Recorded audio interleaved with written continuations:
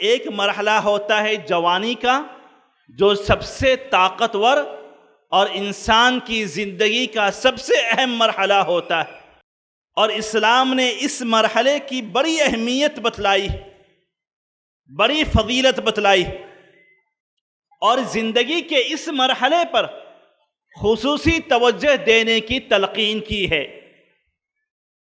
اور پھر اس کے بعد نہ یہ کہ رہنمائیاں جاری کی، تعلیمات دی، بلکہ اس مرحلے کے تعلق سے یعنی کہ جوانی کے تعلق سے انسان کو جواب دہ بنایا ہے کہ مرنے کے بعد جو سوالات کیے جائیں گے، رب کے سامنے بندہ جب کھڑا کیا جائے گا، اور جب تک ان سوالوں کا جواب نہیں دے دے گا اس کے قدم ہلنے والے نہیں وہاں سے۔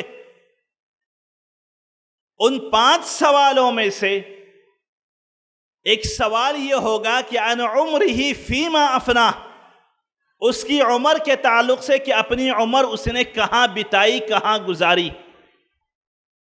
دوسرا سوال عن شبابہ فیما ابلاہ، کہ اپنی جوانی کو اس نے کہاں گزارا۔ تیسرا سوال عن مالہ من این اکتسبہ وفیما انفقہ، کہ مال کو کہاں سے کمایا۔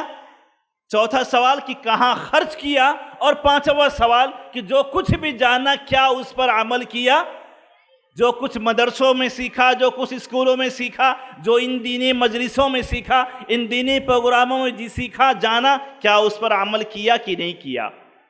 یہاں پر محل شاہد یہ ہے، کہنا یہ ہے کہ اللہ رب العزت نے پہلا سوال یہ بتلایا کہ ان عمرہ فیما افناہ، کہ کہاں اس کی عمر گزاری اس کے بارے میں سوال کیا جائے گا۔ پھر اس کے بعد کہاں عن شبابہ فیما ابلا، کہ جوانی کو کہاں گزارا۔